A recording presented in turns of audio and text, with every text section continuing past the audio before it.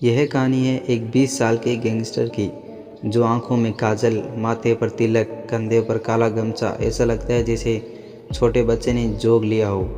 भोलेनाथ का परम भक्त, जो हर काम करने से पहले महाकाल की पूजा करना। देखने में जितना मासूम, इरादे उतने ही खतरनाक। वो किसी अच्छे काम के लिए नहीं, बल्कि उसके द्वारा की गई हत्या, चोरी, डकैती, अपहरण, इन विशेष कामों के लिए जाना गया। जिसने सिर्फ 2 साल में जुर्म की दुनिया में वह नाम कमाया जो आज तक कोई ना कमा सका। जब आम बच्चे अपनी 16 साल की उम्र में अपने जीवन के अच्छे रास्ते की खोज में निकलते हैं, वहीं दुर्लभ ने अपने जीवन का रास्ता गलत चुन लिया। एक ऐसा अपराधी जिसने सोशल मीडिया के फेसबुक अकाउंट पर खुलेआम लिखता था कि हमारे यहाँ पर हत्या, रंगदारी और हर फैसले को निपटाया जाता है। किसी ने सही कहा है कि जुर्म की कोई उम्र या कोई सीमा नहीं होती। आज आपको दुर्लभ कश्यप के बारे में सुनकर यही लगेगा। तो चलिए शुरू करते हैं दुर्लभ कश्यप के बारे में। आगे बढ़ने से पहले अगर आपने अभी तक हमारे चैनल को सब्सक्राइब नहीं किया है तो सब्सक्राइब कर लेना। दुर्लभ कश्यप का जन्म 8 नवंबर साल 2000 में हुआ। दुर्लभ कश्यप के पिता एक बिजनेसमैन और माँ उनकी सरकारी स्कूल में टीचर थी।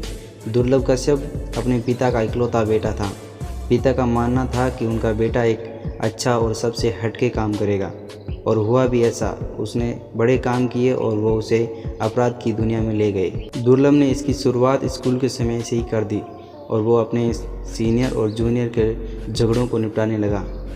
फिर क्या था, स्कूल में ही उसने अपना दबदबा बना लिया और धीरे धीरे अपने साथ की उम्र के लड़कों को मिलाकर अपना गैंग बना लिया। इसके बाद उसके अपराध के मामले इतने बढ़ गए थे कि पूरी मध्य प्रदेश में उसकी खबरें आने लगी और धीरे धीरे दूसरे शहर के लड़के भी उसकी गैंग से जुड़ने लगे। दुर्लभ ने अपने गैंग के बदौलत एमपी के शहर में अपने नाम का खौफ पैदा कर लिया।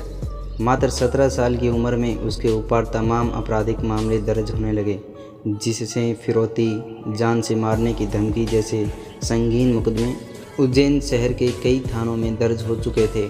महज 18 साल की उम्र तक आते आते उसके ऊपर 10 से भी ज़्यादा मुकदमे दर्ज हो चुके थे। दुर्लभ कश्यप के फेसबुक अकाउंट के बायो में लिख रखा था कि वो कुख्यात बदमाश, हत्यारा और अपराधी है। कोई सा भी विवाद हो, कैसा भी हो, उसे से संपर्क करे। ऐसे तमाम पोस्ट के सहारे वो लोगों को डराने की धमकी देने लगे। लेकिन कहते हैं ना कि अपराध की दुनिया ज़्यादा बड़ी नहीं होती।